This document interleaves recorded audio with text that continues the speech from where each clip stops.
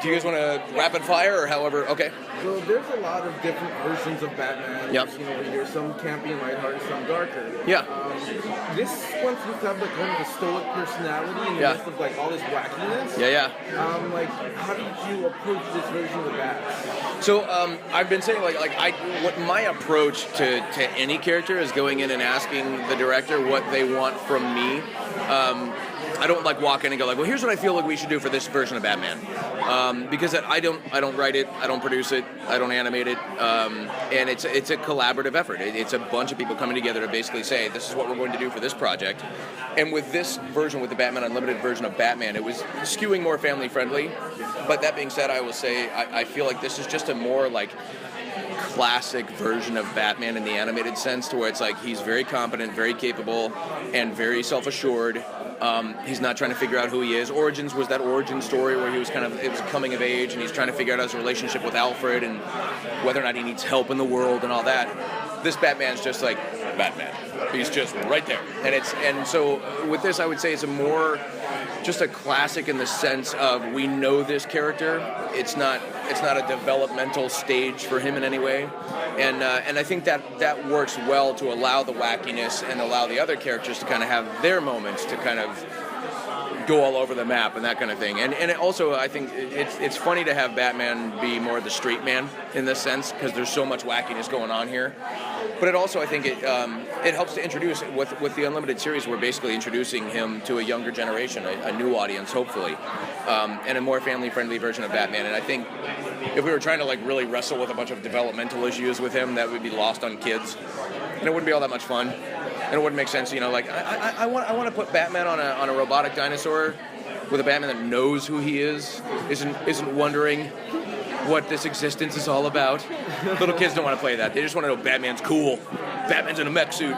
Batman's on a robotic dinosaur with lasers. Like, that's awesome. I think that was the interpretation on this version of Batman. I mean, do you think your origins version do you think this Batman is like the natural progression of your origins character? No, I would actually say this is almost... No, because again, with it being more family friendly, with Origins it was a little darker, obviously, and he was a little more unhinged, because he was trying to figure out, just what version of this Batman he was going to be, as far as Bruce Wayne was concerned. So no, I think this is it's such a different universe, in so many ways, that I think it's just a very different sort of a not vastly different in terms of the vocal. The voice print, it's going to sound kind of similar, but I don't think they're similar, just because that Batman was a lot more emotional. Origins, by comparison to this Batman. This Batman's just Batman, just established. How difficult was it? Because you have to play the serious one, and I know, like, when you're doing your voice acting, you really have to focus and you become the Batman. So when you're joking around and have Will and everyone else, like, just do the funny jokes and do the comedy, how do you keep a straight face as the Batman? Because I know you guys do. We do goof around, and thankfully, there's not many times that we get a chance to record as an ensemble cast, together, because then we don't get stuff done. Troy and I always joke that, there was, one session where they brought the two of us in together to record at the same time, but we were goofing around so much, I think they quickly were like, let's keep them separate. It's like we don't need Batman and Joker getting along so well. It's fun, and we do goof around a lot. I think it's to kind of keep an energy level in the room, because I always call it's like football. It's like you huddle up, you figure out what the play is going to be, the ball is hiked, you go, in front of a microphone, and then you stop and you get back to the huddle and you go, how did that go? What do we think? Did we like that play, or should we try it again? And because you're kind of going in and out of, this intensive sort of energy, over and over again, on the downtime, if you just sat there and you just pulled out your phone and got bored, pretty soon your energy starts to kind of sag and you're not very present. And so we are always kind of like goofing off with one another. And I think to keep that energy there, because you're just, for 4 hours, you're going to be asked to keep going, bam, bam, bam, and, do this, and you're jumping all around the script and stuff. So it's part of the process, I think.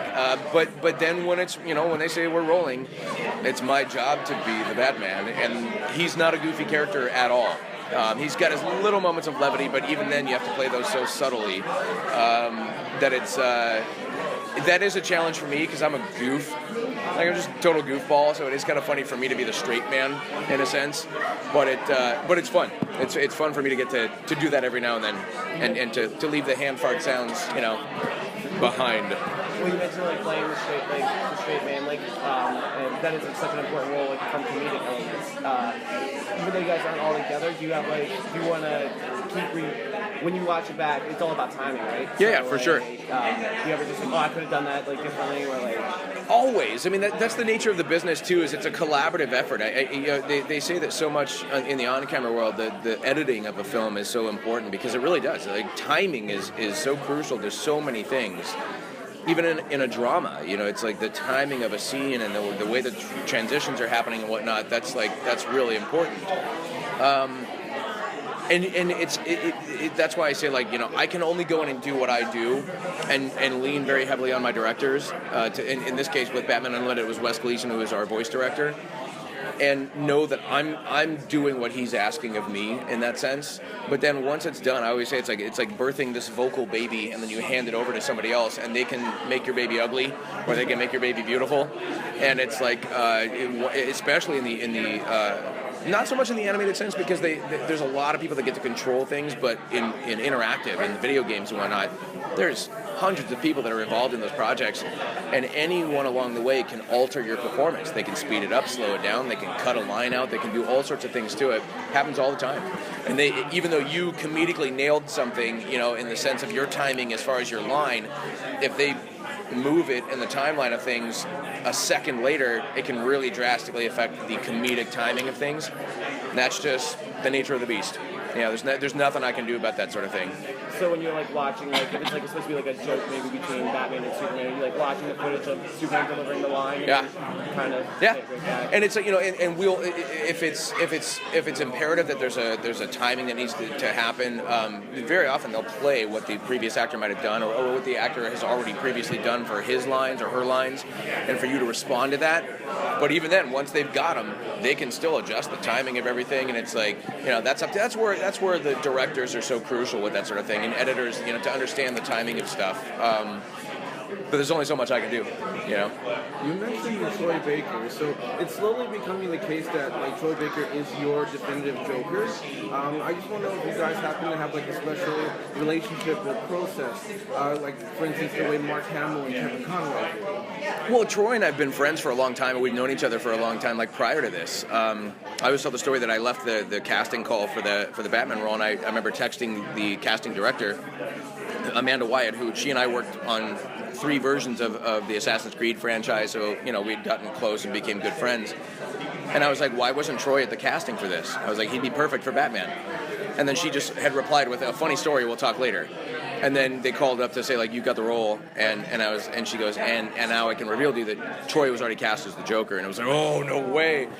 But he and I didn't really bring too much in terms of discussing anything other than the fact that when Origins came about, we just went, wow, this could go either really, really well or horrifically wrong for us, because we wouldn't know. We knew the established versions of Batman and Joker were Kevin Conroy and Mark Hamill, and that was it. And the fact that we were about to take over on this one little version of a story could be received a million different ways by fans, and we get it, because we covet these characters like anybody else does, and the last thing you want is when something that you enjoy so much is being altered in any way, shape, or form. You feel like, oh no, it's going to take away from my love of this character.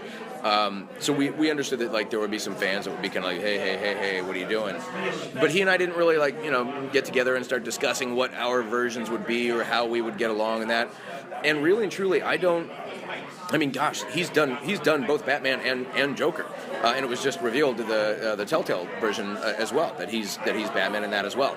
So it's not, there's no ownership of anything, you know what I mean? I don't know anybody that really gets to, especially in this day and age, say oh well, I'm the young kids version of Batman. That's the stuff I do. It's no, because Troy's done it for the Lego games, he's doing it for Telltale, and there will be other actors that do the Joker for different iterations of different projects. So I think in that regard, it's just kind of everybody just goes in, does what they do, works with the director, finds out what that version of that character is going to be, and they go from there. Yeah, there's no real oh, Troy and I have this relationship as far as Batman and Joker goes. Batman Unlimited Sorry. is for kids. Yep. It's a great audience for the kids. But recently, for the R-rated version, there's been some controversy regarding that. What's your take on the R-rated like Batmans and just converting a different scene of Batman? Well, I know that Will talks about Bruce Timm having said at some point there should be a Batman for everybody, and I just look at it like that. I mean, we're living in a day and age where like entertainment is. There are so many mediums in which we get our entertainment now. And I do agree that there should be a Batman for everybody, and it's funny whenever anything that's in the animated sense comes out with a rating that skews more adult, people feel like, well, wait a minute, it's animated, it should be for kids, and it's not necessarily the case anymore. So I look at it like, quite honestly, I think if parents are doing a really good job, they're out there vetting out like what entertainment they're exposing their children to, and there's a reason why you've got the ratings boards for video games and for motion pictures, so that we can sit there and say like, this is not for kids, this is for kids, this is family friendly, this is not family friendly, and to Okay, hang on a second. in terms of Last question. Cool. You're ending it after that. okay, in terms of being a part of like the family-friendly thing, I really enjoy being a part of that. It's not that I don't want to be a part of something for a more mature audience, again, which Origins was clearly for a more mature audience. But I love being a part of the family-friendly stuff because it's we all as adults, and that's kind of part and parcel for what that version of Batman's doing, is that's for a more grown-up, darker version of fans of that comic. And what I like being a part of is thinking that adults that love Batman were probably exposed to this at an earlier age, when it wasn't the Killing Joke. You know, if that was a child's first response to it, it might be a bit much. But it's got to start somewhere, and I'm honored to be able to be a part of things that are family friendly, that are skewing to a younger audience, because it's neat to think that like there might be some kids out there that they're going to pick up a toy, watch this movie for the first time, and go, "That's Batman. That's cool. I love that." And to be the voice of that is like, it's a huge honor. Don't belittle me. Sorry, guys. Thank you very much. Yeah, for sure.